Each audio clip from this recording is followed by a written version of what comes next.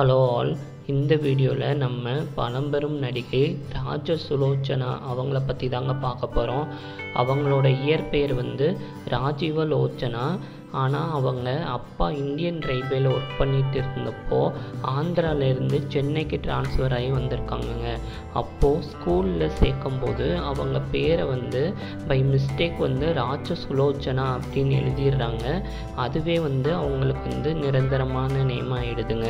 அவங்க நடிப்பை தாண்டி ஒரு சிறந்த கிளாசிக்கல் டான்ஸருங்க. அவங்க முறைப்படி கிளாசிக்கல் டான்ஸ் கற்றுட்டு இருந்திருக்காங்க. அப்படி அவங்களோட பெர்ஃபார்மன்ஸ் பார்த்து அவங்களுக்கு கன்னட மூவியான குணசாகரி அப்படின்ற படத்தில் 1953 நடிக்கக்கூடிய வாய்ப்பு கிடச்சிருக்குங்க. அதுக்கப்புறமா அவங்க சவுத் இந்தியன் லாங்குவேஜஸ் எல்லாத்துலேயுமே முன்னணி நடிகர்கள் எல்லார் கூடயுமே ஆக்ட் பண்ணியிருக்காங்க. தமிழில் பார்த்தோன்னா எம்ஜிஆர், சிவாஜி அவர்கள், தெலுங்கில் பார்த்தோன்னா என்டிஆர், அக்கேனி நாகேஸ்வர ராவ், அதே மாதிரி கன்னடத்தில் ராஜ்குமார், மலையாளமில் பிரேம் நசீர்னு அந்த காலத்து சூப்பர் ஸ்டார்ஸ் எல்லார் கூடயுமே நடிச்சிருக்காங்க. அவங்களோட முக்கியமான படங்கள் பார்த்தோன்னா குலை பக்காவலி, ரங்குன் ராதா, படித்தால் மட்டும் போதுமா.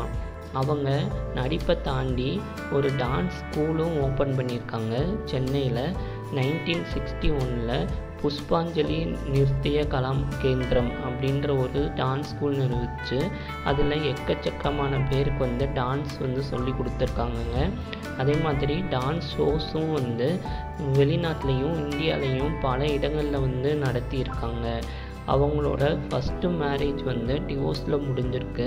அதுக்கப்புறமா நடிகரும் டைரக்டராகவும் இருந்த சிஎஸ் ராவ் அப்படின்றவங்கள கல்யாணம் பண்ணியிருக்காங்க.